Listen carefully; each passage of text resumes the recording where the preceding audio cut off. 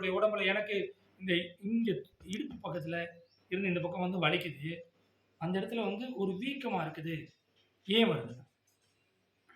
So இந்த வீக்கம் வந்து ஏன் வருது அப்படின்னு சொன்னோம்னா, அந்த இடத்துல உள்ளுக்குள்ளே ரத்தம் ஓடும் இல்லைங்களா? ரத்த ஓட்டம் இருக்கும், சக்தி ஓட்டம் இருக்கும், நீர் இருக்கும். அதனுடைய மூமெண்ட் வந்து அப்படி சுற்றிட்டே இருந்ததுன்னா அந்த இடத்துல வீங்காது. அது போகக்கூடிய பாதையில் எங்கேனும் தடை ஏற்பட்டிருந்தா, இறுக்கம் ஏற்பட்டிருந்ததுன்னா அது ஃப்ரீயாக ஓட முடியாதுல்ல. ஒன்றும் இல்லை, நம்ம டிச் இருக்குது அல்லது தண்ணி போகக்கூடிய பாதை இருக்குது. இந்த தண்ணியில் வந்து ஒரு பக்கம் லேசாக ஸ்லோப்பாக தான் வச்சுருப்பாங்க. தண்ணி திறந்துட்டு அது பாட்டுக்கு ஓடிட்டே இருக்கணும் தானே.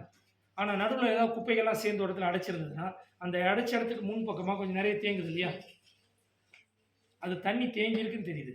உங்கள் உடம்பு வீங்கிறதுக்கான காரணம் இதுதான். அப்போ அதை வந்து அங்கே இருக்கக்கூடியதை கிளியர் பண்ணணும். ஸோ அது எப்படி பண்ணலாம்? மேபி வந்து ஒரு மசாஜிங் எக்ஸ்பர்ட்ஸ் இருந்தாங்கன்னா ரொம்ப கவனத்தோடு பண்ணணும்.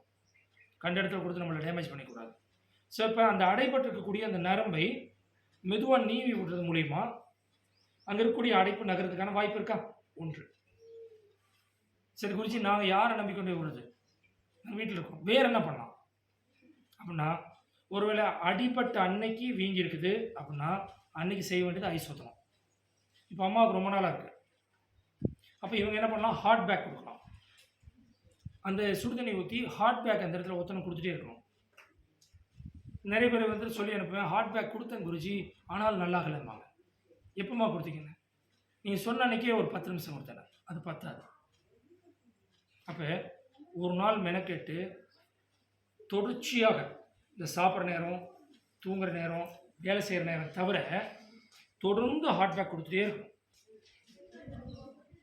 அப்போ அந்த இடத்துல ஒரு உஷ்ணத்தை செலுத்துகின்ற பொழுது நம்ம எல்லாருக்கும் தெரியலையா, எப்பொழுது ஒரு குளிர்ச்சி ஏற்படுகிறதோ ஃப்ரீஸ் ஆகுதோ அது டைட் ஆகும், இருக்கும் இல்லையா, ஐஸ் கட்டி மாதிரி. ஹீட் பண்ணுறப்ப அப்படியே மெல்ட் ஆகி லூஸ் ஆகும். அப்போ எப்போ ஹாட் பேக் கொடுக்குறீங்களோ ஒரு ஸ்கின்னோ இதோ வந்து உள்ளே இருக்க நரம்போ விரிவடையும். விரிவடைகிறப்ப என்ன ஆகுது? அது வழியாக ரத்தம் நகர்ந்து போயிடும், அந்த நீர் நகர்ந்து போயிடும். ரொம்ப நாளாக தேங்கி இருக்குது. அதுக்கப்புறம் உள்ளே போயிருக்கல அது வேறு மாதிரி தான் இருக்கும், சுத்தமாக இருக்காது அந்த ரத்தம். ஆனால் அது ரத்தத்துடைய வேலை, சுத்திகரிப்பு பண்ணிக்கும். பயப்பட வேண்டியதில்லை. உடம்பு வந்து தன்னைத்தானே சீர் பண்ணிக்கும். நம்ம தான் அதுக்கு உரித்தான ஒரு சின்ன சின்ன விஷயங்களை சப்போர்ட் கொடுக்கணும். அந்த ஹாட் பேக் கொடுக்கறது அதுக்கு பலன் கொடுக்கலாம். ட்ரை பண்ணுங்கள். இது கூடவே அதை செய்யலாம்.